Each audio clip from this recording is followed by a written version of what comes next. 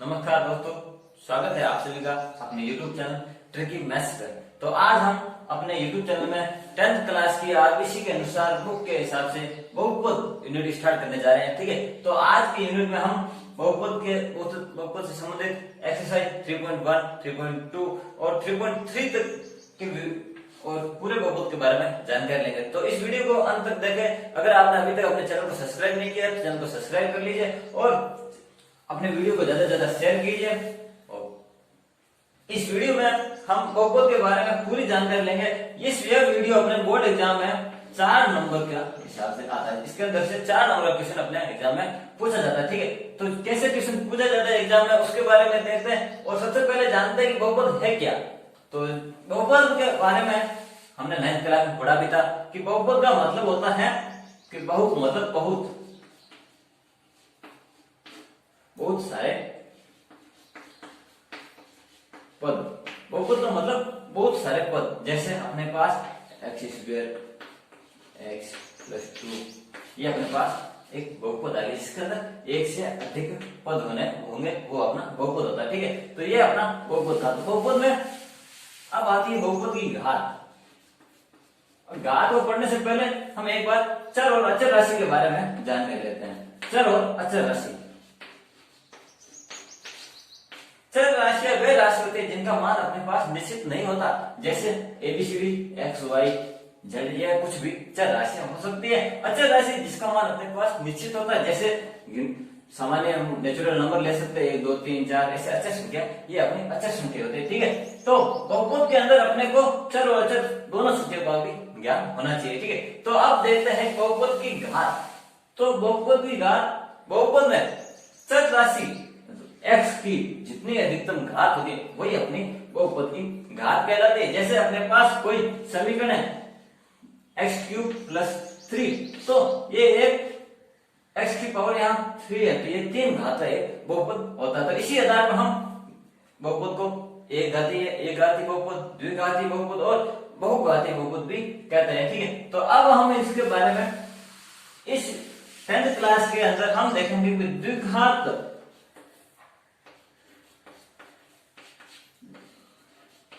द्विघातीय जो बहुपद होते हैं उनका हल कैसे करते हैं, उनके गुणनखंड विधि से क्या उसका मान कैसे निकालना है, विभाजन एल्गोरिथम के बारे में हम देखेंगे। ठीक है, तो अब अपने देखते हैं कि जैसे अब अपने पास एक द्विघात समीकरण है। ठीक है, तो इस द्विघात समीकरण के मूल अर्थात हल कौन कौन से, हल कितने होते हैं और उनके मध्य क्या संबंध होता है वो देखते हैं। ठीक है, तो ये किसी भी बहुपद में जितनी अधिकतम उसकी घात होगी उतने उसके अधिकतम हल होंगे, उतने उसके मूल होंगे। ठीक है, तो ये एक द्विघात समीकरण है, तो इसके 2 हल होते हैं। ठीक है, तो इसके हल को हम अल्फा और बीटा मान लेते हैं। ठीक है, तो अब देखते हैं कि अब इनका अल्फा और बीटा का योग हमेशा -b/a अर्थात -x का गुणांक का मतलब जो x के जस्ट आगे जो लिखा गया होगा वही इसका x का गुणांक होगा। a यहाँ x² का गुणांक आ जाता है। ठीक है, ठीक इसी तरह दूसरी अपने अल्फा और बीटा का मल्टीप्लाई, तो ये अपने पास होता है c/a अर्थात जो ये अचर पद है, अचर पद बटा x² का गुणा। तो ये था अपने उनके द्विघात समीकरण के मूल के बारे में। अब देखते हैं कि इनसे कैसे क्वेश्चन अपने एग्जाम में पूछा जाता है, उनका एग्जाम्पल करते हैं। तो आइए देखते हैं अपना पहला एग्जाम्पल। तो अब अपने पास NCERT बुक आरबीसी बुक के हिसाब से अपना पहला एग्जाम्पल है जिसके अंदर अपने को x² - 2x - 8, तो ये अपने पास एक द्विघात समीकरण है। तो इसके अपने को शून्यक निकालने होते और अपने को सत्यता की जांच करनी होती है। ठीक है, तो ये क्वेश्चन अपने बोर्ड एग्जाम में ज्यादा से लगभग 90% इस क्वेश्चन के पूछने के चांस रहते हैं। ठीक है, तो अब अपने पास बात आई कि शून्य क्या होता है। तो शून्य x का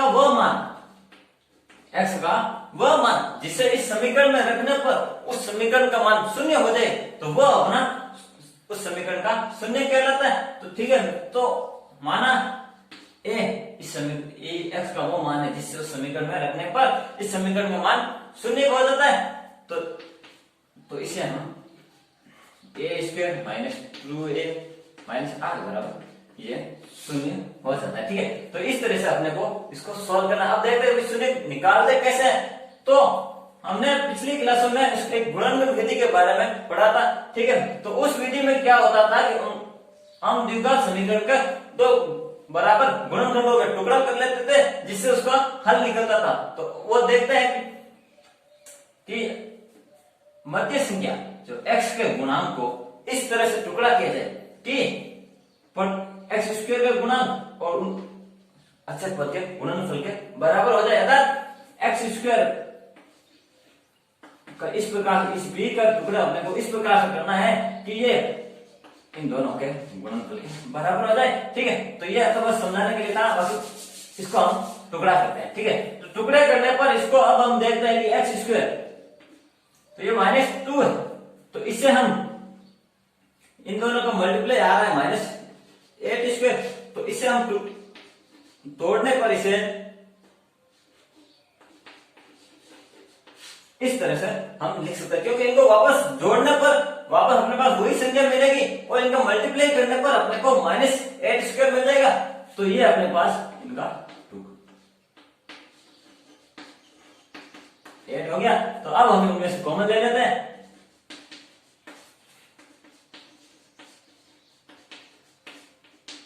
ठीक है, तो अब वापस एक बार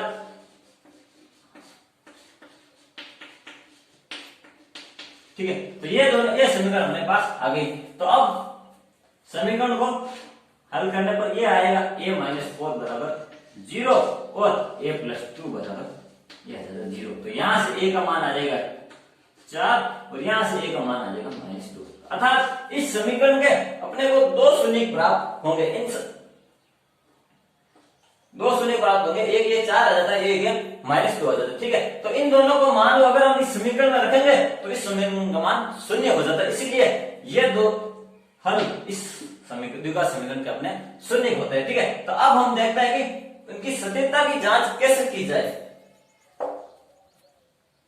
अब अपने पास दो शून्य आ गए, अल्फा बराबर 4 आ गया और बीटा बराबर -2 आ गया। तो सत्यता की जांच अब हम क्या लिखेंगे कि सत्यता की जांच करने पर ठीक है, तो ये सेम ट्रिक अपने को बोर्ड एग्जाम के अंदर अपनानी है ताकि अपने को अधिक से अधिक नंबर इसमें प्राप्त हो सके। तो ठीक है, तो सत्यता की जांच करने के लिए हम निकालते हैं अल्फा प्लस बीटा। ठीक है, तो अल्फा और बीटा को योग करने पर यह आ जाएगा यह आ जाता है अपने पास 2। चूंकि अल्फा प्लस बीटा बराबर हमने पढ़ा था कि -b/a माइनस एक्स का गुणांक, तो एक्स का गुणांक है -2/a, a का गुणांक यहाँ है a, ये आ जाता है 2। अर्थात अल्फा प्लस बीटा बराबर 2 और -ab/a बराबर भी 2। अर्थात ये अपना ये पहली क्रम यहाँ पर सिद्ध होती है। इसी तरह हम दूसरी टर्म निकालना, जैसे अल्फा और बीटा का मल्टीप्लाई करते हैं तो अल्फा और बीटा का मल्टीप्लाई आता है अपने पास -8। चूंकि हम जानते हैं कि अल्फा इंटू बीटा का मल्टीप्लाई होता है अपने पास c/a, तो c/a, तो c अपने पास ये अचर राशि का मान अपने पास है -8 और a का मान a का गुणांक अपने पास 1 है, तो ये आ जाता है -8। तो ये दोनों समीकरण बराबर हैं। तो अब हमने जो ये शून्य निकाले हैं वो अपना सही है।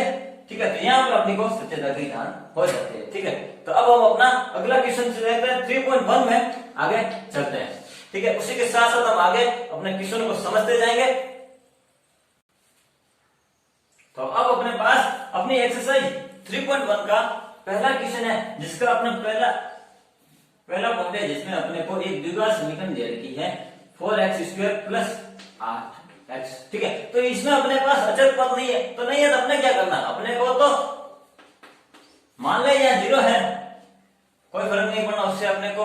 ठीक है, तो अब अपने को इसमें से वापस वही अपने को ट्रिक अपनानी है कि अंतिम और लास्ट का गुणा करना, तो लास्ट का गुणा 0 हो जाएगा। तो अब 0 आ गया, तो अब अपने पास समस्या आ गई, अब इसका टुकड़ा टुकड़े कैसे करें? तो अब अपने को यहाँ टेंशन लेने की कोई जरूरत नहीं है, अपने को सीधा यहाँ पर सिंपल दिख रहा है कि यहाँ 4x इसी में से कॉमन आ रहा है, ठीक है। तो कॉमन ले लेंगे x प्लस 2 बराबर 0 हो जाएगा, ठीक है। तो यहां से हम देखते हैं x बराबर 0 आ जाएगा और एक टर्म आ जाएगा x प्लस 2 बराबर 0, x बराबर -2। तो ये अपने पास इस समीकरण के दो हल आ जाते हैं, x बराबर 0 और x बराबर -2। तो ये अपने पास सिंपल सा क्वेश्चन था, अपने को क्वेश्चन को देखकर घबराना बिल्कुल है ही नहीं है, ठीक है। तो अब अपना अगला इसका पॉइंट देखते हैं। मैं इसमें अपने पास लगभग 6 से 7 क्वेश्चन दे रखे हैं, उसमें से सिर्फ आपको 2 क्वेश्चन समझाऊंगा ताकि बाकी आप अपनी एक्सरसाइज के रूप में करें। अगर आपको जरा भी उसमें समस्या आए तो अपने कमेंट बॉक्स में लिखे या मेरा पर्सनल नंबर व्हाट्सएप पे मैसेज करें, इन नंबरों पे अपने को मैसेज करें, मैं आपको सारी जानकारी इसके बारे में दूंगा, ठीक है। तो अब अपना अगला क्वेश्चन है,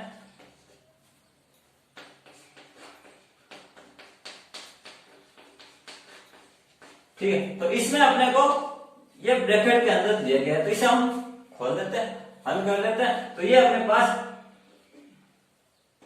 √3x माइनस x प्लस √3। तो इसमें अपने को टुकड़े करने की जरूरत ही नहीं है, क्योंकि सिंपल सा दिख रहा है कि इनमें हम 2 टर्म ये ले लेंगे, 2 टर्म ये ले लेंगे, तो ये अपने पास x माइनस √3।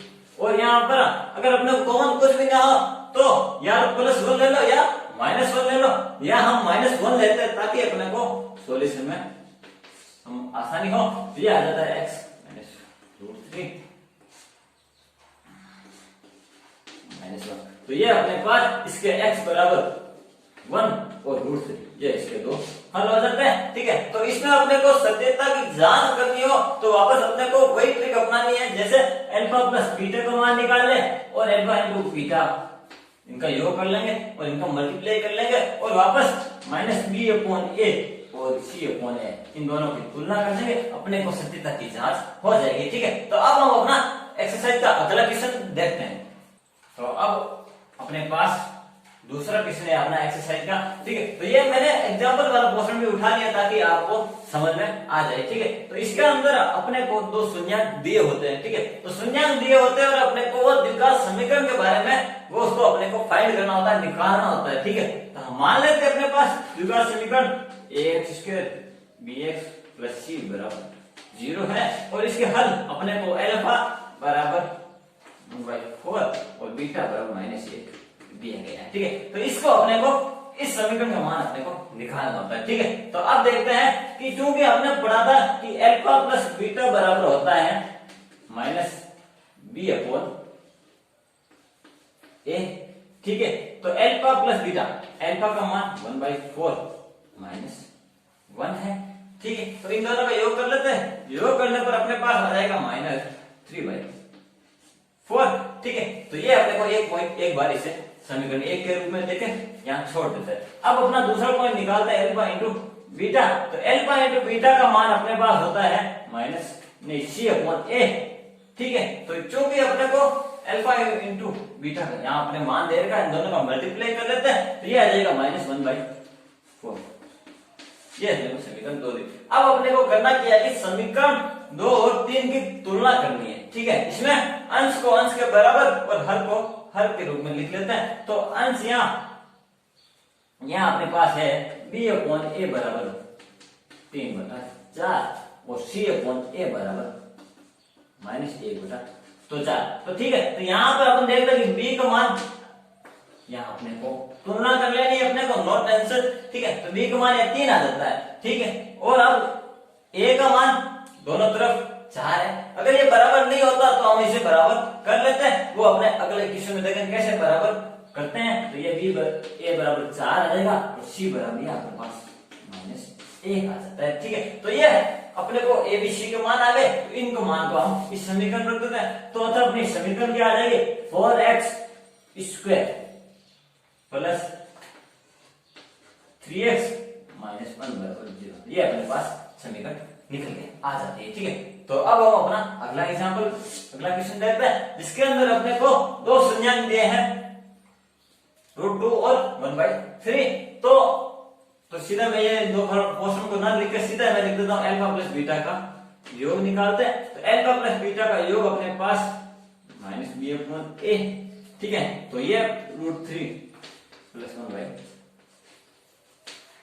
1/3, ठीक है। तो इन दोनों का योग कर लेते हैं हम, ये रूट में नहीं है, +1/4 ये आ जाता है 3, ठीक है। इसी तरह अपने को अल्फा इंटू बीटा निकालना c/a, और ये अपने को बीटा निकाल देते हैं। तो ये अपने हो जाएगा √2/3। तो अब वापस अपने को अंश और हर की तुलना कर लेते हैं। तो यहां पर अपने को b/a बराबर है 2√3 + 1/3। तो अब हम इनकी तुलना कर लेते हैं। यहां से a का मान ये आ जाता है 3, b का मान यहां से अपने पास है +1 और c का मान यहां है अपने पास √2। तो abc का मान इस समीकरण में रख देंगे, अपने पास द्विघात समीकरण आ जाएगी। तो ये मान रखने पर 3x² प्लस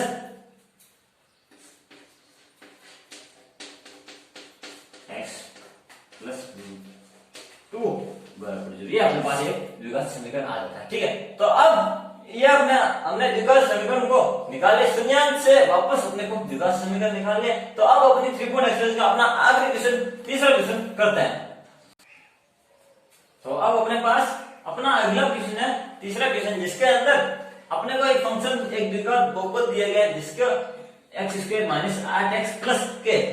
तो उसमें साथ में कहा गया कि इसको शून्यांक माना अल्फा और बीटा है, उनका योग अपने पास 40 दे रखा है और अपने को k का मान इसमें निकालना है। तो अपने को टेंशन तो है ही नहीं, टेंशन तो लेना ही नहीं, अपने को सीधा क्वेश्चन पे जाइए। तो क्वेश्चन में अपने पास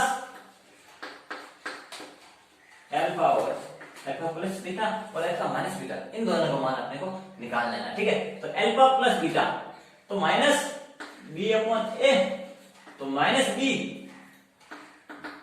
b का मतलब x का गुणा, तो x का गुणा अपने पास -8 है, ये अपने पास a का मान है 1 है, तो माइनस प्लस ये हो जाएगा अपने पास 8, ठीक है। तो अब अल्फा इंटू बीटा का मतलब c/a, c यहाँ अचर पद का मान k है, ये k, ठीक है। तो अल्फा प्लस बीटा का मान निकाले, अल्फा इंटू बीटा का मान आ गया। क्योंकि अपने को अल्फा² + बीटा² बराबर 40 दिया गया, तो सिंपल है, अपने को एक फॉर्मूला याद होना चाहिए कि अल्फा प्लस बीटा का होल स्क्वायर बराबर होता है अल्फा² + बीटा² + 2 अल्फा बीटा। तो ये आपने क्यों किया? क्योंकि अपने को अल्फा प्लस बीटा का मान अपने पास है, अल्फा² + बीटा² का मान है और अल्फा इंटू बीटा का मान है, तो इससे अपने को k का मान मिल जाएगा। तो अल्फा प्लस बीटा का स्क्वायर करें तो 8 का स्क्वायर मैं सीधा 8 लिख देता हूं, 64 होता है, और अल्फा² + बीटा² तो अल्फा² + बीटा²। तो यहां से हम ऊपर इसको यहां समीकरण नाम दे देंगे और लिख देंगे कि समीकरण 1 से ये आ जाता है अपना 40 + 2 अल्फा बीटा का मान इस समीकरण से है अपना समीकरण 2 मान लो, तो ये हो जाता है अपना 2k। तो इसको उस तरफ भेजने पर तो ये आ जाएगा 2k बराबर 24, तो k बराबर आ जाता है अपने पास 12।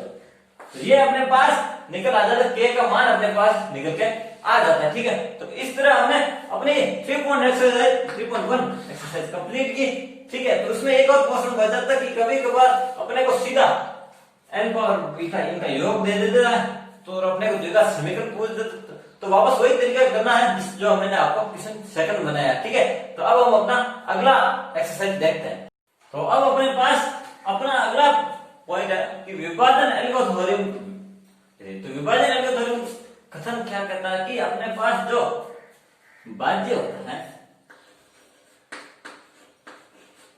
भाज्य भाजक इंटू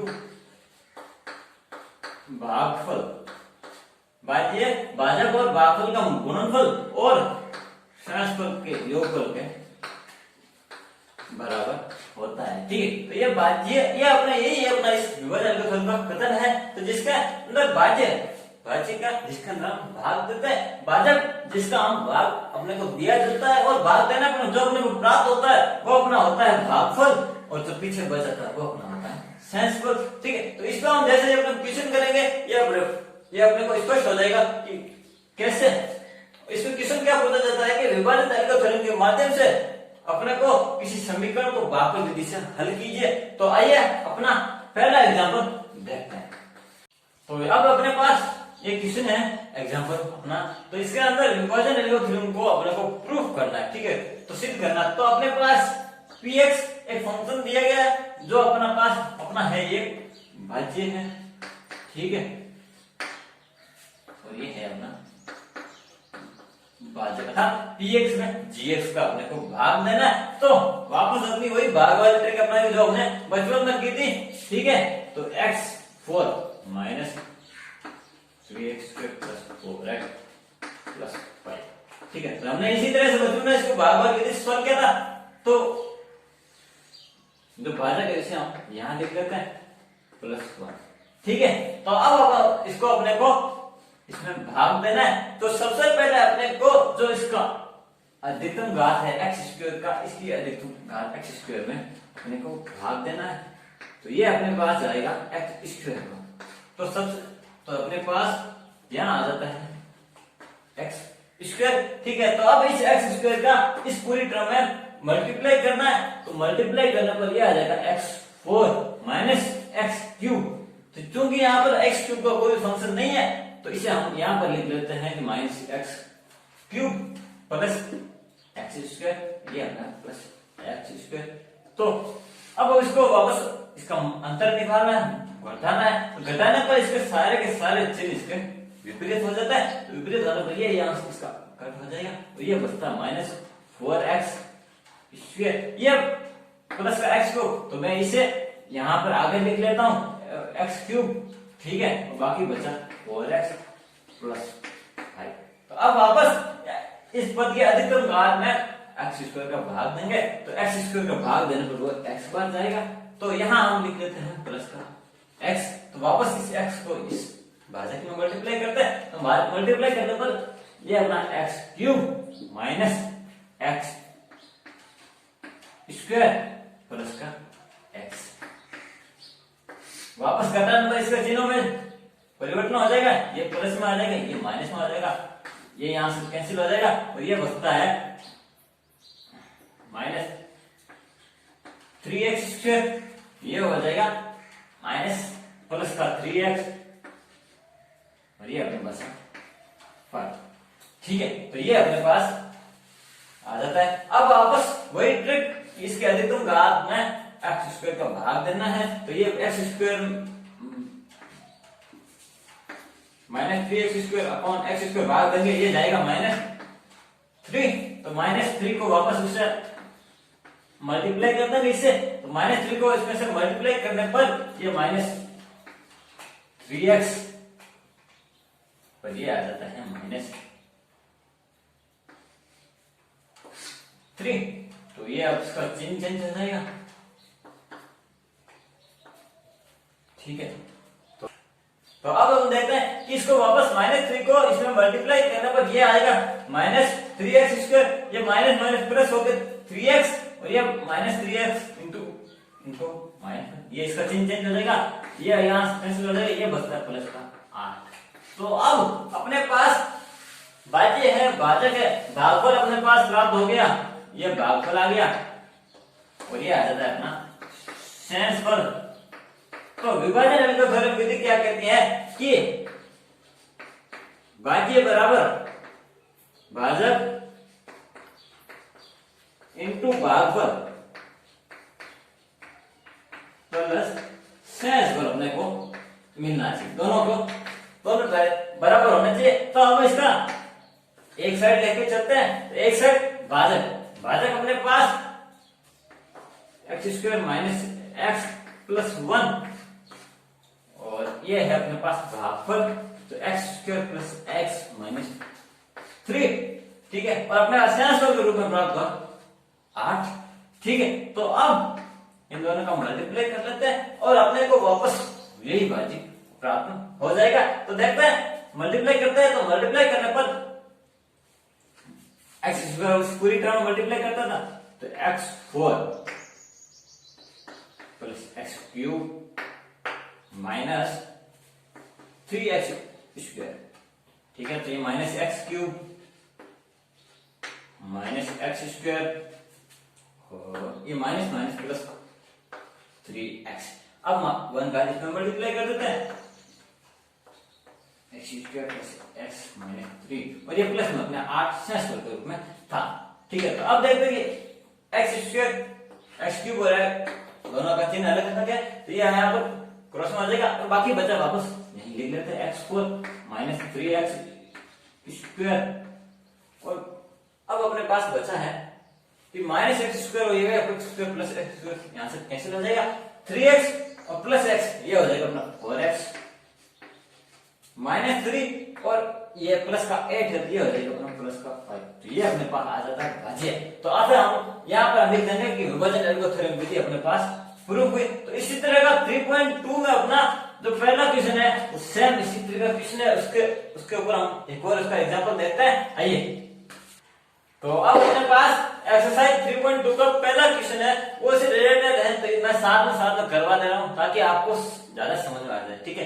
तो अब अपने को पहले क्वेश्चन में अपने को f(x) फंक्शन दे रखा है जिसमें gx का भाग देना है, विभाजन एल्गो थ्योरम विधि का प्रयोग करके उसको भी प्रूव करना है। तो सिंपल है, तो अपने पास ये है भाज्य, ये पास भाजक आ जाता है और अपने को भागफल निकालना है और उसे वापस प्रूफ कर देना है, ये अपना क्वेश्चन सॉल्व आ जाएगा। तो प्रूफ करते हैं, देखते हैं। तो simple 3x cube plus x square plus 2x plus 5, ठीक है। तो ये अपने पास gx देगा, इसे मैं सिंपलीफाई करके सीधा ऐसा लिख लेता हूं कि x square plus 2x plus 5 इस तरह से लिख लेता ताकि अपने को आसानी रहे। सबसे पहला अपने को भाज्य की अधिकतम का और इसकी दोनों के अधिकतम घातों को लेना है, दोनों को भाग दे देना है। भाग देने पर ये अपने पास आएगा 3x, ठीक है। तो अपने को सबसे पहले आता है 3x, तो 3x का मल्टीप्लाई अपने को इसमें करना है, ठीक है। तो 3x का मल्टीप्लाई करने पर अपने पास ये आ जाएगा 3x cube plus 6x square plus 3x, ठीक है। तो इसका वापस चिन्ह में परिवर्तन हो जाएगा, चिन्ह में परिवर्तन होने पर ये अपने पास बचता है माइनस 5x स्क्वायर और ये बचेगा अपने पास माइनस x प्लस 5। तो वापस इसकी अधिकतम घात में भाग देने का माइनस 5x स्क्वायर, ये x स्क्वायर ये आ जाएगा माइनस का 5। तो माइनस का 5 इसको मल्टीप्लाई कर देते हैं, minus 5x square minus 10x और माइनस 5, ठीक है। चिन्ह परिवर्तन हो जाएंगे, वापस उसको अंदर निकालने पर चिन्ह परिवर्तन करने पर ये प्लस में और ये भी प्लस में, ठीक है। तो ये दोनों कैंसिल हो जाएंगे, ये बचेगा अपने पास 9x प्लस 10, ठीक है। तो ये अपने पास भागफल के रूप में आ जाता है, नहीं ये अपने पास शेषफल है, ये अपने पास भागफल आता है, ठीक है। तो विभाजन एल्गो थ्योरम क्या कहती है कि भाज्य बराबर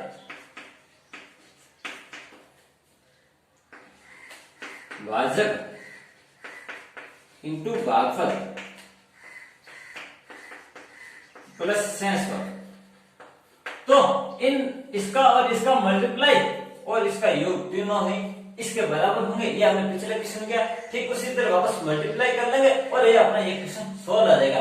तो अब कभी कभार अपने को पूछा जाता है कि gx fx गुणनफल है या नहीं है, तो ये अपना अगला क्वेश्चन है, तो मैं इसी में समझा रहा हूं क्यों, ठीक है। तो gx यदि गुणनफल कब होगा कि अपने को शेषफल के रूप में 0 आ जाए, यदि अपने पास शेषफल के रूप में अगर 0 आ जाता है तो gx fx का एक गुणनफल होगा, ठीक है। तो अब अपना अगला क्वेश्चन देखते हैं, अगले पॉइंट पे जाते हैं, ठीक है। तो आइए, तो अब अपने पास अपना अगला एग्जांपल है जिसके अंदर अपने को fx दिया गया है, ठीक है।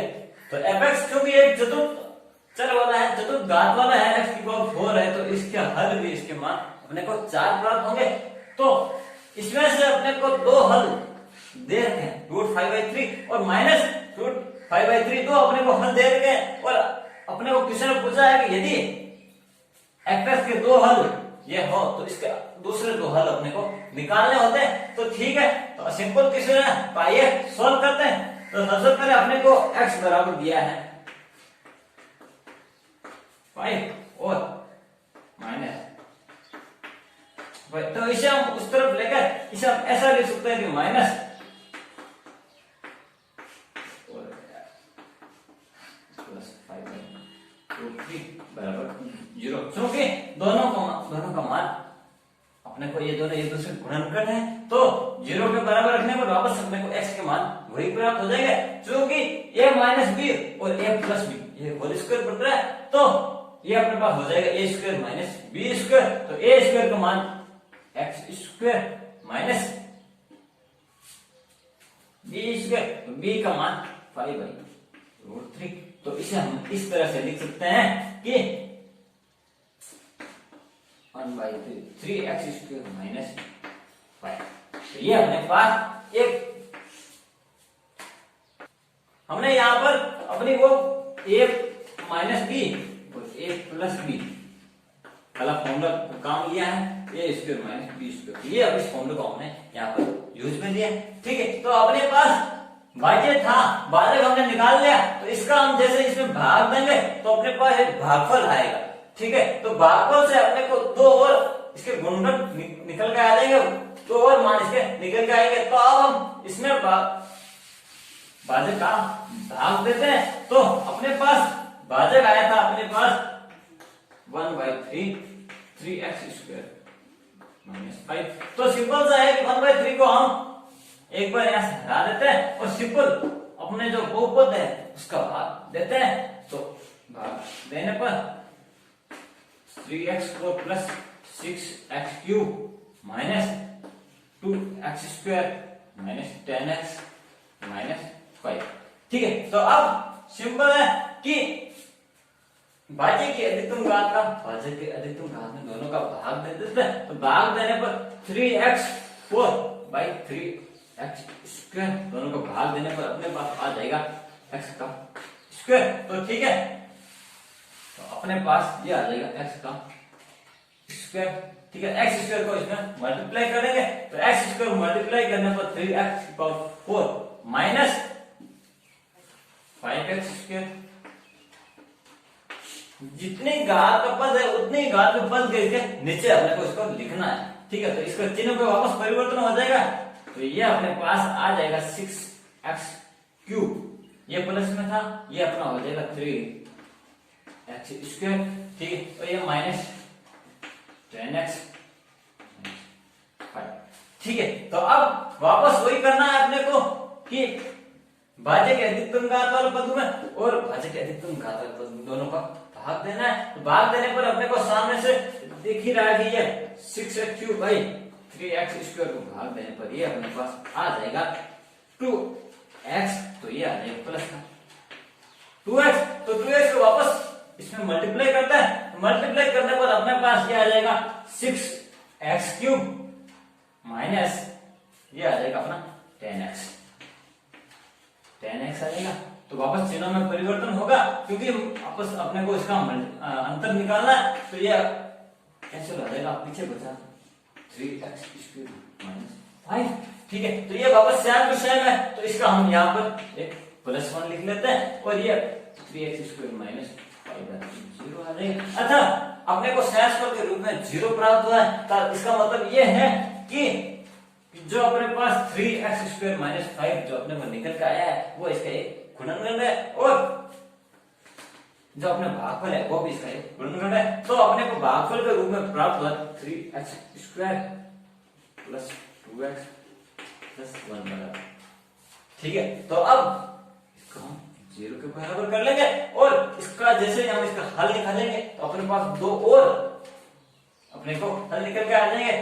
तो वापस अपने को विभाजन एल्गोरिथम विधि क्या कहती है कि भाज्य भाज्य बराबर भाजक इंटू भागफल प्लस शेषफल। तो उस हिसाब से अब हम निकालते हैं कि 2x²। तो इसको अपने को वापस टुकड़े में लेना है। तो टुकड़े में लेने के लिए इसे हम सिंपल सा x और x में तोड़ देते हैं। तो तोड़ने पर इसको x प्लस 1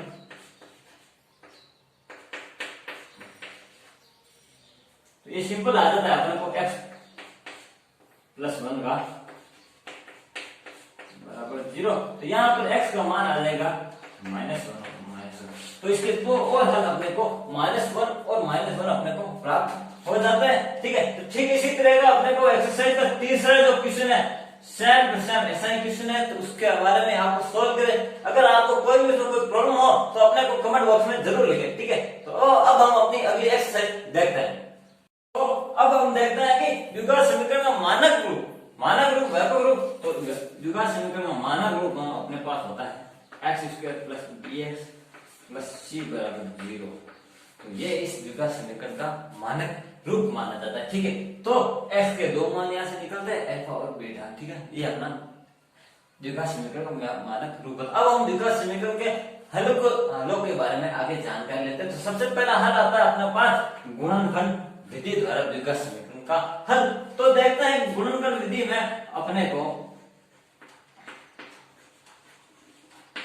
गुणनखंड विधि द्वारा द्विघात समीकरण का हल। तो इसमें हम इसका एग्जांपल के माध्यम से देखते हैं कि इसको कैसे हल करें ताकि आपको अधिक से अधिक समझ में आ सके। तो देखते हैं इसका एग्जांपल।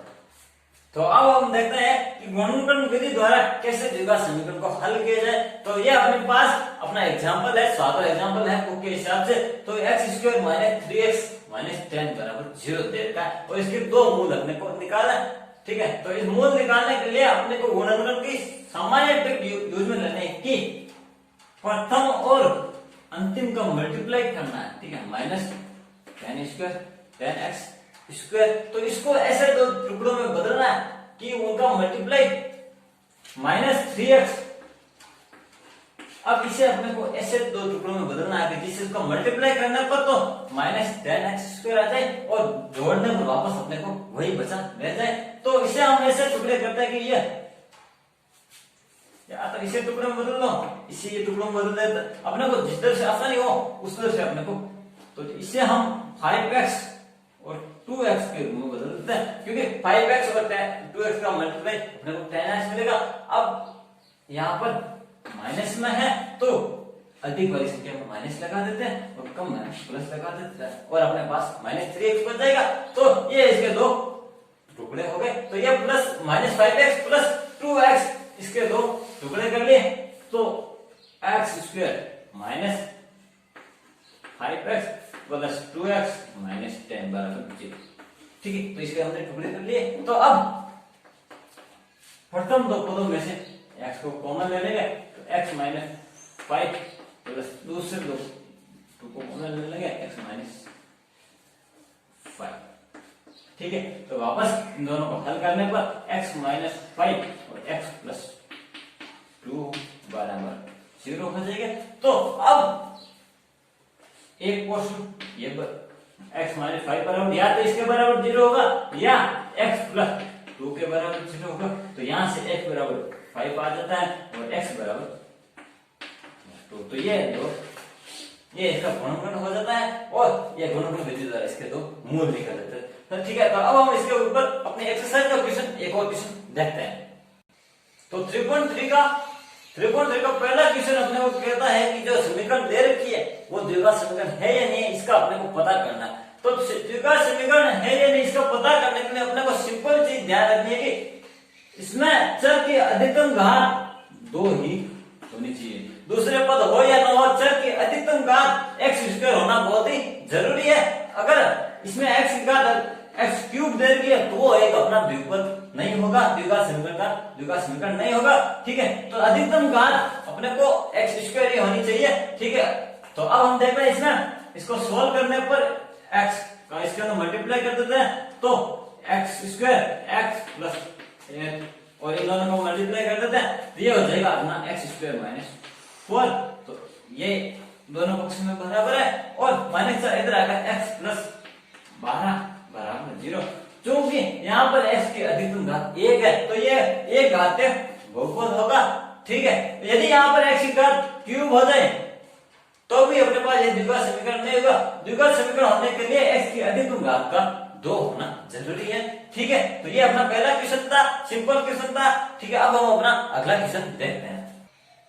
तो अब हम अपना अगला क्वेश्चन है क्वेश्चन एक्सरसाइज 3.3 का दूसरे क्वेश्चन का एक क्वेश्चन मैं यहाँ उठा रहा हूँ। बाकी क्वेश्चन को मैं आपके लिए एग्जाम्पल के एक्सरसाइज के रूप में देता हूँ ताकि आप उसे सॉल्व कीजिए। अगर आपको कोई प्रॉब्लम हो तो अपने को कमेंट सेक्शन में बताएं, ठीक है। तो इस क्वेश्चन में देखते हैं कि वापस अपने को किसी ने पूछा है कि इसके तो मूल निकालना है, ठीक है। तो मूल निकालने का अपने को ट्रिक वापस वही रखनी है, प्रथम पद और तृतीय पद का मल्टीप्लाई कर लेना।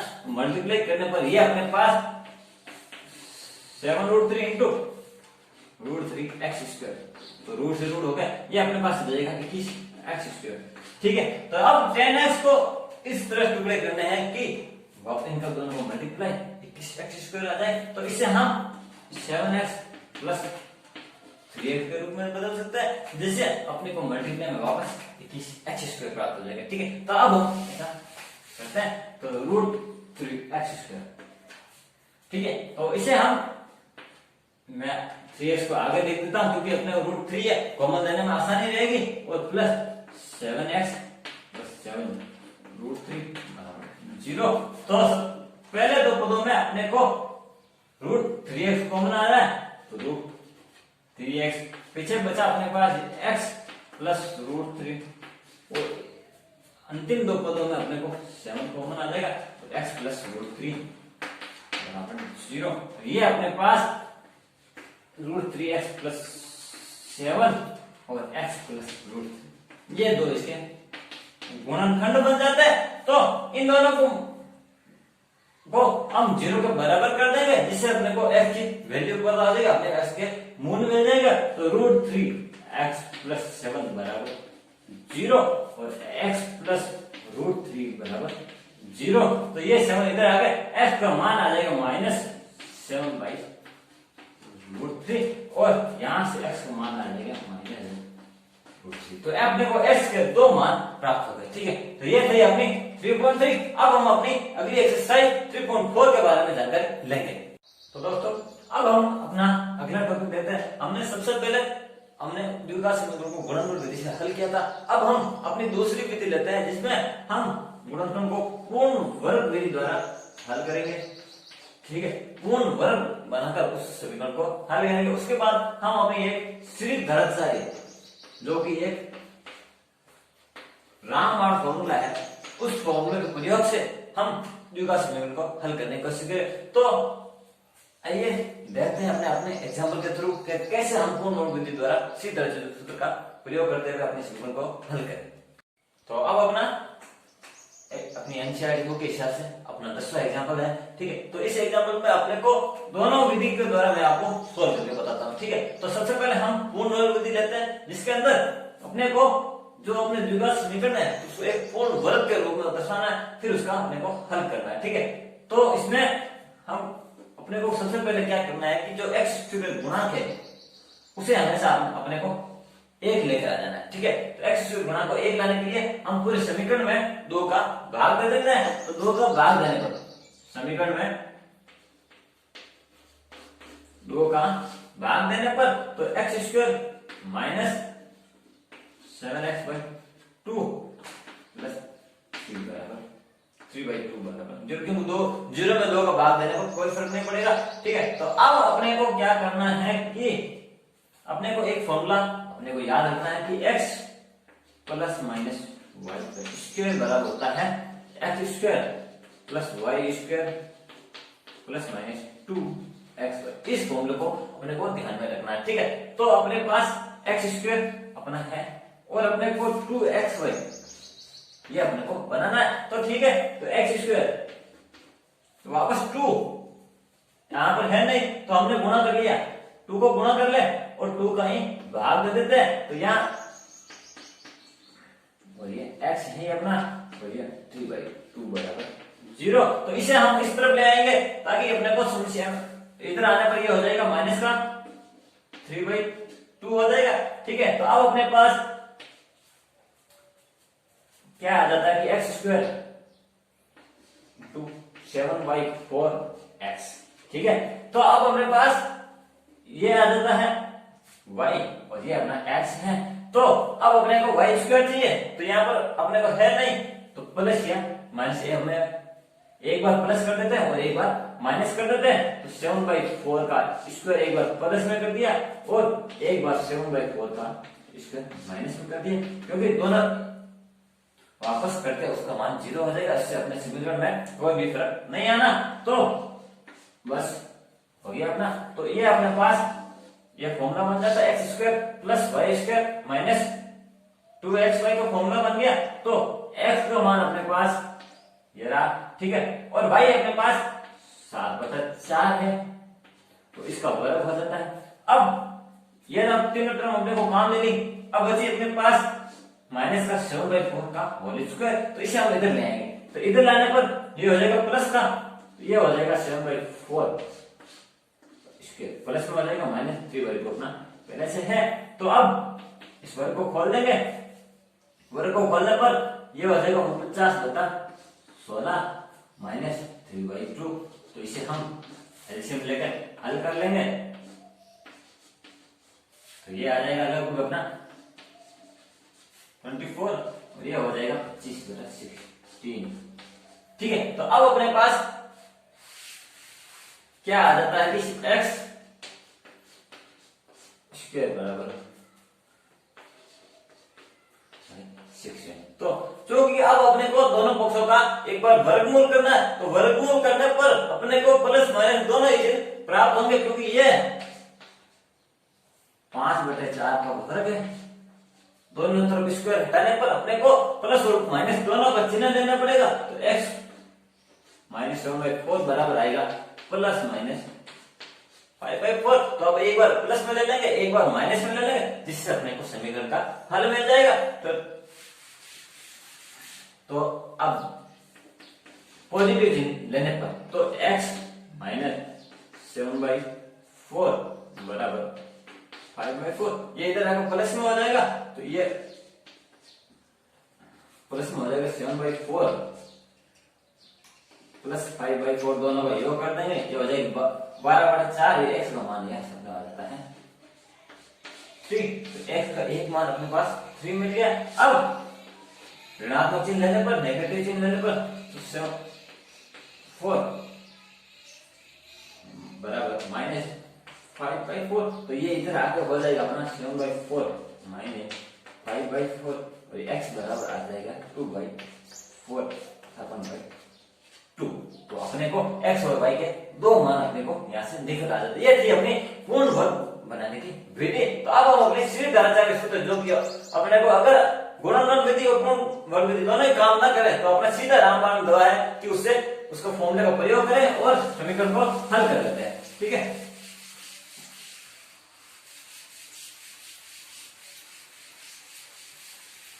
तो इस समीकरण को हम अपनी मानक समीकरण x² plus bx plus c बराबर मानक समीकरण है। तो ठीक है, तो इसमें सीधी दर्जा सूत्र क्या कहता है कि x बराबर -b plus minus root of b² -4ac upon 2 है। x का मान अपने को इस फॉर्मूले में रखने पर अपने को प्राप्त हो जाएगा। ये अपना सीधी दर्जा फॉर्मूला होता है। ठीक है, तो यहाँ पर इस समीकरण के हिसाब से a का मान अपने पास 2 है, b का मान अपने पास है -7 और c अपने पास दे रखा है 3। तो इस समीकरण में इसका मान रख देंगे। तो मान रखते हैं x बराबर b का मान -7, ये हो जाएगा प्लस का प्लस माइनस रूट b² मतलब 7 का स्क्वायर 49 -4, a का मान है 3/2a, ये हो जाएगा। ठीक है, तो अब आगे सॉल्व करते हैं 49 माइनस। ठीक है, तो इन दोनों को हल करने पर अपना ये आ जाता है 24/4 4। तो ये अपना x बराबर आ जाता है 7 प्लस माइनस, तो इन दोनों को घटाने 49 माइनस 24 को घटाने पर अपने पास आएगा रूट ऑफ 25 और ये 4 है। रूट 25 का मान अपने पास होता है 5, तो ये 4। ठीक है, तो इससे हम हल कर लेंगे। एक बार प्लस का चिन्ह ले लेंगे, एक बार माइनस का चिन्ह ले लेंगे। तो प्लस चिन्ह लेने पर 7 प्लस 5 12 और ये आ जाता है x बराबर अपने पास 3, और माइनस चिन्ह लेने पर ये आ जाएगा x बराबर 1/2। तो ये थी अपनी सीधी धनासारी फॉर्मूला। तो इसी पर अपने 3.4 एक्सरसाइज कंप्लीट एक्सरसाइज इसी पर आधारित है। आइए उसके भी एक दो एग्जाम्पल करते हैं ताकि आपको आसानी से समझ आ जाए। तो अब अपने पास अपनी एक्सरसाइज 3.1 का पहला क्वेश्चन है, जिसके अंदर दिए गए द्विघात समीकरण का अपने को पूर्ण वर्ग विधि से हल करना है। तो ठीक है, तो उसका अगला क्वेश्चन अपना सीधी धनाचार्य फॉर्मूले से उसका हल करना है। तो मैं आपको दोनों ही एक ही क्वेश्चन के अंदर आपको समझा दूंगा ताकि हम देखो टाइम की बचत हो। ठीक है, तो इसमें मैं आपको पूर्ण वर्ग विधि और सीधी धनाचार्य सूत्र दोनों एक ही साथ बताऊंगा। ठीक है, जिससे अपनी एक्सरसाइज आसानी से समझ आ जाएगी। ठीक है, तो अब हम अपना सबसे पहले पूर्ण वर्ग विधि सॉल्व करते हैं। तो इसमें अपने को x स्क्वायर के गुणांक को हमेशा 1 करना है। ठीक है, 1 करने के लिए इसमें हम 3 का भाग दे देते हैं। तो उपरोक्त समीकरण में 3 का भाग देने पर, ठीक है, 3 का भाग दे दिया। अब वापस वही अपना कि यहां अगर 2 नहीं है तो गुणा कर दो।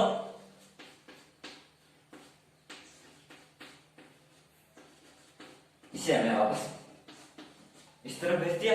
ठीक है, तो अब वापस एक्स स्क्वायर माइनस 2, ठीक है, इंटू 5/6। अपने पास x है y है, तो इसको अपने पास समीकरण उपलब्ध नहीं है तो एक बार प्लस कर लेंगे, एक बार माइनस कर लेते हैं। क्योंकि यहां पर चिन्ह माइनस का है तो इधर प्लस का होगा। ठीक है, तो ये 5/6 इसका वर्ग कर लेंगे और माइनस 5/6 का वर्ग कर लेंगे। ठीक है, तो बराबर में अपने पास 3/2 है। ठीक है, तो ये अपने पास एक फॉर्मूला बन जाएगा। जो फॉर्मूला बनेगा अपने पास x माइनस 5/6 का होल स्क्वायर बराबर। ठीक है, तो ये अब जो अपने पास क्रम बची इसे उस तरफ स्थानांतरित कर लेंगे, जिससे ये प्लस में हो जाएगा। तो 5/6 जिसका वर्ग है अपने पास माइनस 2/3। तो इसे हम हल कर लेते हैं। तो 5/6 इसका वर्ग करेंगे तो 25/36 माइनस 2/3। तो इसका एलसीएम ले लेंगे। तो एलसीएम अपने पास 36 ले लेते हैं। ठीक है, 25 माइनस 24 ये आ जाता है 1/36। ठीक है, तो अब अपने पास मिला क्या कि x माइनस का वर्ग है अपने पास 1/36, क्योंकि ये 1/6 का स्क्वायर है। तो दोनों तरफ स्क्वायर हटाएंगे तो प्लस माइनस चिन्ह दोनों ही अपने को लेना होगा। तो x माइनस 5/6 बराबर प्लस माइनस 1/6। तो एक बार पॉजिटिव चिन्ह ले लेंगे, एक बार नेगेटिव चिन्ह ले लेंगे और अपने समीकरण का हल निकल जाएगा। तो पॉजिटिव चिन्ह लेने पर x माइनस 5/6 बराबर 1/6। तो ये इधर आकर प्लस में हो जाएगा। तो 1/6 प्लस 5/6 बराबर हो जाएगा ये। ठीक है, इसी तरह अपने को नेगेटिव चिन्ह लेने पर 1/6 ये माइनस का है। ठीक है, और ये इधर आकर प्लस में हो जाएगा, प्लस 5/6। तो लसक लेने पर -1 प्लस 5, तो x बराबर आ जाएगा 4/6। इसे 2 का भाग देने पर 2/3। तो x के अपने हल अपने को मिल जाते हैं। हम x बराबर 1 और 2/3। ये तो थी अपनी पूर्ण वर्ग विधि। तो अब हम अपने सीधी धनाचार्य सूत्र के द्वारा इसको सत्यापित भी कर सकते हैं या फिर इसकी सहायता से निकाल भी सकते हैं। अगर अपने सत्यापित करने का पूछे तो पूर्ण वर्ग विधि से हल कर लो और सीधी धनाचार्य विधि से हल कर लो। यदि दोनों बराबर है तो अपनी विधि दोनों ही सत्यापित हो जाती है। ठीक है, तो अब हम अपनी पूर्ण सीधी धनाचार्य सूत्र का प्रयोग करते हैं।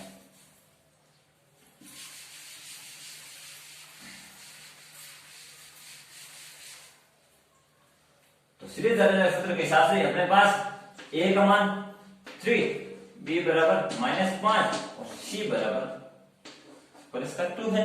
ठीक है, तो फॉर्मूले में मान रखते हैं। फॉर्मूला होता है अपने पास x बराबर -b plus b square minus 4ac upon, मैं लिख देता हूं एक बार, प्लस माइनस बी स्क्वायर में 4ac अपॉन 2a, तो माइनस बी, यह हो जाएगा प्लस का 5 minus minus plus minus root of b square मतलब 5 का स्क्वायर 25 माइनस 4 a का मान 3, c का मान यहाँ 2 है, बचे में 2a, तो a का मान यहाँ 3 है। ठीक है, तो इसे हम आगे हल कर लेते हैं। 25 माइनस ये हो जाएगा 24 बटा 6 अपने पास है, तो x बराबर, ठीक है, तो प्लस माइनस 24 माइनस 25 प्लस का ये आ जाएगा अपने पास 1, ठीक है, बच्चे में 6 ही। अब एक बार प्लस ले लेते, एक बार माइनस ले लेते, अपना समीकरण हल हो जाएगा। तो प्लस लेने पर x बराबर 6/6 हो जाएगा 1, और माइनस लेने पर माइनस करेंगे तो 5 माइनस 1 4, तो 4/6 ये हो जाएगा 2/3। तो ये इस तरह से हमने दोनों ही विधि से इसका हल कर लिया। तो अब अपना इसका जो तीसरा क्वेश्चन है उस पे एक और क्वेश्चन देखते हैं, ठीक है। आइए, तो अब अपने पास अगले एक टाइप का क्वेश्चन है जिसके अंदर अपने को एक सीधे समीकरण ना देकर एक पहेली के रूप में दिया, जिसको अपने को समीकरण बनाना पड़ेगा, फिर उसका हम हल निकालेंगे। तो कंफ्यूजन तो अपने को होना ही नहीं है, सीधा सिंपल सा क्वेश्चन है, ठीक है। क्वेश्चन को जरा सा ध्यान से देखना, अपने आप क्वेश्चन खुद अपना आंसर दे देगा। तो सबसे पहले क्या लिखेगा, दो क्रमागत विषम धनात्मक पूर्णांक। तो विषम धनात्मक पूर्णांक होते कौन से क्रमागत, x और x प्लस 2। माना अपने पास दो विषम धनात्मक पूर्णांक आ रहे, तो इनके वर्गों का योग, तो x का स्क्वायर प्लस x प्लस 2 का वर्गों का योग 290 है। तो अपने को इनका मान निकालना, सिंपल क्वेश्चन है। आइए, अपने पास समीकरण बन जाएगा, हल कर लेंगे। x square plus 4x plus 4 बराबर 290, तो 2x square plus 4x plus 4 बराबर 290। क्योंकि यहाँ पूरी समीकरण में दोनों पक्ष में 2 का भाग जा रहा है, तो 2 का भाग दे देते हैं हम। तो ये समीकरण अपने पास बन जाएगी x square plus 2x plus 2 बराबर, तो यहाँ 145 आता है। तो इसे हम उस तरफ स्थानांतरित करेंगे तो ये माइनस में बदल जाएगा, तो ये हो जाएगा 0। तो माइनस में तो ये आ जाएगा 2x माइनस 143। तो अब हम इसे वापस श्रीधर सूत्र से प्रयोग करो, या फिर अपने को वापस उसे पूर्ण वर्ग बनाकर भी इसे हल कर सकते हैं, ठीक है। और या फिर इसे गुणनखंड विधि द्वारा भी हल कर लेते हैं। मैं आपको यहाँ गुणनखंड विधि द्वारा हल कर देते हैं आगे, ठीक है। तो गुणनखंड विधि में हल करेंगे तो इसे हम लिख सकते हैं कि 13x माइनस 11x माइनस 43। तो अब वापस कॉमन ले लेते हैं, ठीक है। तो प्रथम दो पदों में कॉमन लेते हैं, तो वहां आ जाएगा x प्लस 30, ये हो जाएगा अपने पास, इसमें से कॉमन आ जाएगा अपने माइनस 11, तो ये बचा x माइनस 30। तो अब हम देखते हैं आगे अपना तो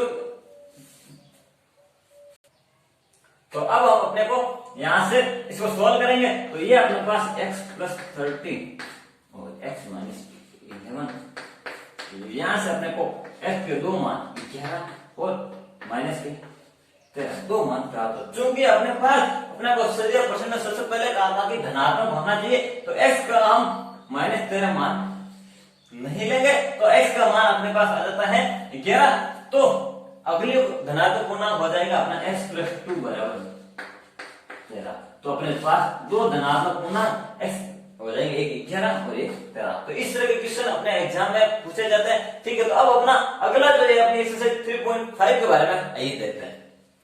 तो अब अपने आता है कि मूलों की प्रकृति क्या होती है। कि मूलों की प्रकृति का मतलब होता है कि मूल अपने वास्तविक होंगे या काल्पनिक होंगे, तो उसके बारे में देखते हैं। कि उससे पहले अपने पास एक शब्द आता है विभक्तिकार। विभक्तिकार क्या होता है कि विभक्तिकार कुछ नहीं, उसका सीधा सिंपल होता है कि जिस पद पर अपने जो समीकरण आधारित होता है तो वो उसका विभक्ति का डिस्क्रिमिनेंट होता है। ठीक है, तो जैसे अपने पास जो अपनी सीधी दराजा का फॉर्मूला होता है उसमें plus minus b square minus 4ac upon 2 है। ठीक है, तो इसमें बी का मान फिक्स होता है, 2a का मान फिक्स होता है। जो बचा अपना ये portion B square minus 4ac, तो इसी पद पर अपने हलों का पूर्ण तरह से निर्भर होता है, तो यही अपने विभक्तिकार कहलाते हैं। तो ये जो पद है वो अपना विभक्तिकार कहलाता था, जिस पद पर या इक्वेशन पर पूरी जो इक्वेशन निर्भर है वो विभक्तिकार कहलाता है। ठीक है, तो अपने पास आता है कि मूलों की प्रकृति वास्तविक होगी या काल्पनिक, उसको क्या करते हैं, उसके लिए हम क्या करते हैं कि बी स्क्वायर माइनस 4ac यदि इसका मान 0 से कम हो, तो 0 से कम होगा तो जो रूट के अंदर अपने पास ऋणात्मक आ जाएगा, और रूट के अंदर जब भी अपने पास नेगेटिव चीज आ जाती है तो वो हमेशा अपना काल्पनिक हो जाता है। तो अपन क्या लिखेंगे कि जो मूल होंगे वो काल्पनिक होंगे। ठीक है, और भिन्न भिन्न होंगे। ठीक है, यदि बी स्क्वायर माइनस 4ac बराबर 0 है तो मूल अपने वास्तविक होंगे तथा दोनों ही समान होंगे। बी स्क्वायर माइनस 4ac बराबर 0 होने पर दोनों ही वास्तविक और समान होंगे। और यदि इसका मान 0 से बड़ा है, 0 से बड़ा है अर्थात धनात्मक है, तो मूल अपने वास्तविक होंगे और दोनों ही भिन्न भिन्न होंगे। मूल वास्तविक और भिन्न भिन्न। तो यही था सिंपल मूलों की प्रकृति के बारे में। ठीक है, तो अब अपनी जो एक्सरसाइज है मैन 3.5, तो उसके क्वेश्चन करता है ताकि आपको पूरी तरह से क्लियर हो जाए। ठीक है, तो अपने को 3.5 का पहला क्वेश्चन है जिसके अंदर अपने को एक द्विघात समीकरण दिए गए हैं, उसके मूलों की प्रकृति के बारे में पता करना। तो सिंपल सा है कि अपने को बी स्क्वायर माइनस 4ac के बारे में पता करना है। ठीक है, तो यहाँ पर अपने को एबीसी तीनों के मान मिल जाएंगे। a बराबर 2, b बराबर -3 और c बराबर 5 है। ठीक है, सब इसमें मान रखेंगे तो बी स्क्वायर का बी स्क्वायर 9 -4, a का मान c का मान 5, 9 माइनस ये आ जाता 40 माइनस का 31 तथा नेगेटिव आ रहा है, तो इसका मतलब क्या होगा कि जो अपने जो मूल होंगे वो अपने काल्पनिक होंगे। अगर ऋणात्मक मान आ रहा है तो अपने मूल काल्पनिक होंगे और दोनों ही भिन्न भिन्न होंगे। ठीक है, यदि यहाँ पर अगर अपने पास 0 आ जाता अंतर तो मूल वास्तविक हो जाते, समान हो जाते, और धनात्मक आने पर मूल वास्तविक और भिन्न भिन्न हो जाते। ठीक है, तो यह था अपना एक टाइप का क्वेश्चन। और दूसरे टाइप के क्वेश्चन में अपने को समीकरण में एक अलग से फंक्शन के दे दिया जाता है और उसका मान पूछते हैं। ठीक है, तो आइए उस टाइप के क्वेश्चन भी हम करते हैं। तो इस टाइप के क्वेश्चनों में जिसमें अपने को के का मान निकालना होता है, उसमें क्या होता है कि अपने को मूलों की प्रकृति के बारे में सबसे पहले अपने को जानकारी दी हुई होती है। ठीक है, तो जैसे अपने क्वेश्चन सेकंड है, इसका पहला पोर्शन लिया है मैंने, जिसमें अपने को क्या कहा गया कि वास्तविक संख्या तथा क्या मूल जो है वास्तविक तथा बराबर होंगे। इसका मतलब सबसे पहले जो प्रश्न में दिया गया है उसके ऊपर गौर कर लेते हैं। बराबर है, इसका मतलब बी स्क्वायर माइनस 4ac बराबर 0 होगा। ठीक है, तो अब अपनी समीकरण इसको एक बार थोड़ा सिंप्लीफाई कर ले तो यह हो जाता है के x square minus 2kx plus 6 बराबर 0। तो अपने पास एबीसी का मान है, यहाँ पर a का मान यहाँ पर k लिख लेते हैं, b का मान -2k और c बराबर 6 है। तो इसमें अपने को मान रख देंगे वापस, तो मान रखने पर बी स्क्वायर तो -2 का स्क्वायर मतलब 4k स्क्वायर -4, a का मान k और c का मान अपने पास यहाँ है 6, तो ये हो जाएगा बराबर में अपने पास 0 है, तो 4k स्क्वायर -24 के बराबर 0। तो इसे हम हल कर लेंगे, 4 के यहाँ कॉमन आ गए, k -6 6 आ जाएगा। ठीक है, तो यहाँ पर हम देखते हैं कि अपने को दो मान मिलते हैं के के। ठीक है, के या तो यहाँ पर तीन कंडीशन बनती है अपनी। ठीक है, कि या तो 4 बराबर 0 हो जाए जो कि इम्पॉसिबल है, तो ये नहीं हो सकता। फिर के बराबर 0 जो कि संभव है, और एक के बराबर -6 बराबर 0, तो के बराबर 6, तो के का अपने पास दो मान मिल जाते हैं। ठीक है, तो ये इस तरह क्वेश्चन अपने पूछे जाते हैं। ठीक है, तो के से संबंधित अगर कोई भी क्वेश्चन आ जाए तो मैं आई होप कि आप उस क्वेश्चन को नहीं छोड़ेंगे, आसानी से कर सकते हैं। अब हम अपनी अगली एक्सरसाइज 3.6 के बारे में देखते हैं। तो अब हमने देखते हैं कि एलसीएम और एचसीएम हमने पिछली क्लासों में पढ़ा भी था, एचसीएम और एलसीएम कैसे निकालता है। तो मैं आपको इसमें एक शॉर्ट ट्रिक बताऊंगा जिससे आपको एलसीएम और एचसीएम निकालने में कभी भी परेशानी नहीं होगी। तो एलसीएम का मतलब होता है अपने को लघुत्तम समावर्त। ठीक है, तो लघुत्तम समावर्त में यदि अपने पास कोई भी दो फंक्शन हो जैसे एफ और पीएस, ठीक है, तो इसमें फंक्शन में एलसीएम में क्या करना होता है कि जो अपने पास एक्स स्क्वायर वाई क्यूब जैसे कोई भी फंक्शन हो, इसमें y cube z cube y square z cube, तो इसमें अपने को करना क्या आता है कि जो एक्स वाई फंक्शन की अपने को अधिकतम घात वो देनी है। एलसीएम का मतलब अधिकतम, एलसीएम में अधिकतम लेना है, तो अधिकतम एक्स की घात अधिकतम एक्स स्क्वायर, वाई की अधिकतम घात वाई क्यूब, जेड की अधिकतम घात जेड क्यूब। अर्थात अपने को एलसीएम में हमेशा अधिकतम जो आता है उसी को अधिकतम पावर को उसमें हमको लेना है। और एचसीएम में क्या करना है कि अपने को उसकी निम्नतम पावर के बारे में निम्नतम पावर को लेना। तो यहाँ हम एक्स की पावर निम्नतम एक्स स्क्वायर ही है क्योंकि निम्नतम पावर यहाँ देखते हैं कि x की पावर 0 है। ठीक है, तो यहाँ x की पावर 0 तो एचसीएम में निम्नतम पावर लिया जाता है। ठीक है, और y की निम्नतम पावर वाई स्क्वायर, z की निम्नतम पावर 0 अगर नहीं है तो इसका मतलब 0 है, तो z की पावर 0, तो अपना एचसीएम आ जाता है वाई स्क्वायर। तो सिंपल सा है कि एलसीएम में अपने को अधिकतम पावर वाला पद लेना है और एचसीएम में अपने को सबसे न्यूनतम पद द्वारा न्यूनतम पावर वाला पद को लेना है। ठीक है, तो इसके हम क्वेश्चंस करते हैं ताकि एचसीएम और एलसीएम में जो अपनी परेशानी है कंफ्यूजन वो भी दूर हो जाए। ठीक है, तो देखते हैं अपना एग्जांपल। ठीक है, तो अब अपने पास अपना अगला एग्जांपल है, 12वां एग्जांपल है मुख्य हिस्सा से, जिसके अंदर अपने को एलसीएम और एचसीएम दोनों निकालना है। ठीक है, तो अपने को सिंपल है कि 4a²bc, तो इसे हम इस तरह से लिख लेंगे कि 4a²bc। ठीक है, और ठीक इसी तरह हम 6 जो कि हम इसे 2 पावर 2 के रूप में लिख सकते हैं, और यह हो जाएगा 2 × 3a × b² और b। ठीक है, तो एलसीएम में अपन ने क्या कहा था कि अपने को अधिकतम पावर है उसको लेना है। तो देखते हैं कि 2 की अधिकतम पावर 2 है।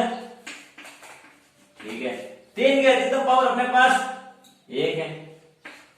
फिर आता है a, तो a की अधिकतम पावर a² और b की अधिकतम पावर b², c की अधिकतम 1 और d 1। तो बस इसको सिंपल, तो यहाँ पर यहाँ 2 आएगा। ठीक है, तो जब सॉल्व कर लेते हैं तो ये 4 12, तो a² b² c, तो ये अपना आ जाता है एलसीएम। ठीक इसी तरह अपने को एचसीएम निकालना है। तो एचसीएम में हम क्या करते हैं उसकी न्यूनतम घातों को लेते हैं। तो 2 की न्यूनतम घात अपने पास 1 है। ठीक है, 3 की न्यूनतम घात अपने पास इसमें 3 की पावर 0 है। ठीक है, ये ले लिया। ठीक है, अब अपने पास a² की न्यूनतम घात a है, b की अपने पास v है, c की यहाँ 0 है और d की इस पोर्शन में दोनों में 0 है, तो दोनों को नहीं लेंगे और अपने पास 2 तो ये आपका एचसीएम निकल जाता है। ठीक है, तो ये अपना एचसीएम और एचसीएम निकालने का फंडा होता है। ठीक है, इसके ऊपर अपनी एक्सरसाइज का एक और क्वेश्चन देखते हैं। ठीक है, आइए। तो अब अपने पास अपनी एक्सरसाइज का जो 3.6 का जो मुझे इम्पोर्टेंट लगा उसमें से जो क्वेश्चन है जिसके अंदर अपने को एक फंक्शन दे रखा है, समीकरण दे रखी है 2x² - 8 और x² - 5x + 6। इसमें अपने को एलसीएम निकालना है, मैं एलसीएम और एचसीएफ दोनों निकालता हूं ताकि आपको समझ में आ जाए, ठीक है। तो इसमें से हम देखते हैं कि सबसे पहले इस समीकरण को हल करने पर x² -4, ठीक है, इसके ये दो क्वेश्चन बनते हैं, ठीक है। और इस समीकरण को हल करने पर अपने का, तो जब भी अपने को इस प्रकार के समीकरण द्विघात समीकरण आ जाए तो इसका अपने को गुणनखंड कर लेना है, ठीक है। तो गुणनखंड करने पर यह आ जाएगा x² 3x - 2x + 6 = 0, ठीक है। तो इसे हम हल कर लेते हैं। तो x - 3 over x - 3 बराबर 0, तो x - 3 over x - 2, तो ये इसके दो गुणनखंड हो जाते हैं। अब अपने पास पहला क्वेश्चन ये था और दूसरा पद ये है, तो इनमें से सबसे पहले हम निकालते हैं एलसीएम।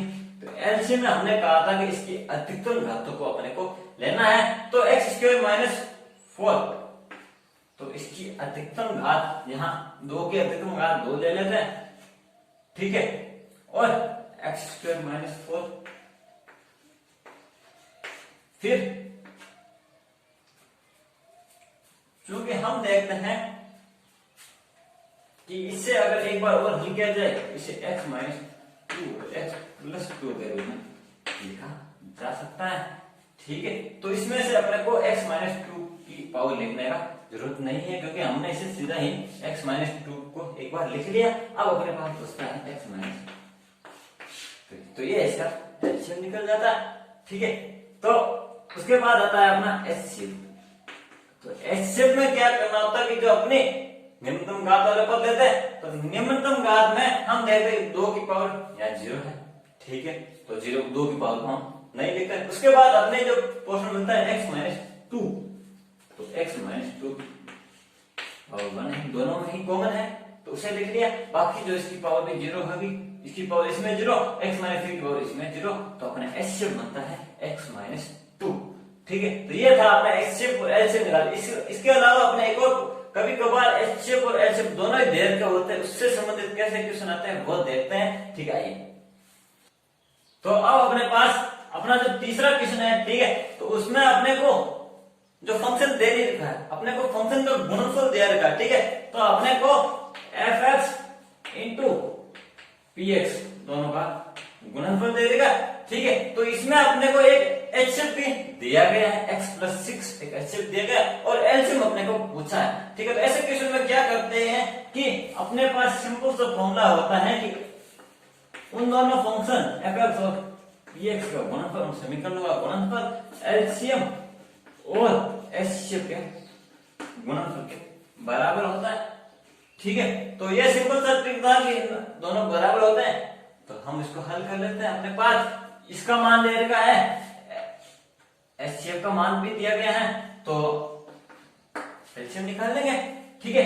तो एक बार x - 7, तो इसे मैं थोड़ा हल कर लेते हैं कि हल करने पर इसको एक गुणनखंड के रूप में तोड़ लेते हैं, ठीक है। तो 6x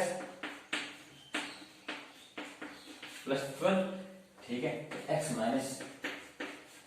तो ये से हम x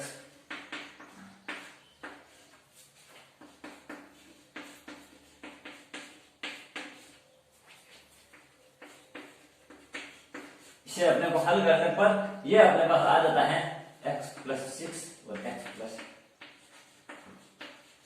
ये इसके गुणनफल बन जाता है, ठीक है। तो ये अपना fx और px का गुणनफल है। तो बस इसमें समीकरण मान रख देते हैं। तो मान रखने पर अपने पास था कि fx और px इसके बराबर है एलसीएम इनटू एचसीएफ का मान है x + 6, तो दोनों पक्षों में मल्टीप्लाई में है, तो ये दोनों कट जाएंगे। जो पीछे बचा अपना एलसीएम बराबर आ जाएगा x - 7 और x + 2, तो ये था अपना एलसीएम और एचसीएफ। इसके सिंपल से क्वेश्चन कॉम्पिटेटिव एग्जाम में भी बहुत सारे पूछे जाते हैं, तो उसमें भी अपने को ध्यान में रखना, ठीक है। तो ये थी अपनी पूरी एक्सरसाइज बहुपद, ठीक है। तो बहुपद के बारे में हमने सारी की जानकारी ली, जिसके अंदर द्विघात समीकरण और उनके हलों के बारे में पढ़ा, गुणनफल विधि पढ़ी हमने, पूर्ण वर्ग विधि पढ़ी और श्रीधराचार्य सूत्र का भी प्रयोग किया, उनके मूलों की प्रकृति के बारे में जानकारी ली। ठीक है, तो इस तरह से अपना इस आज का सेशन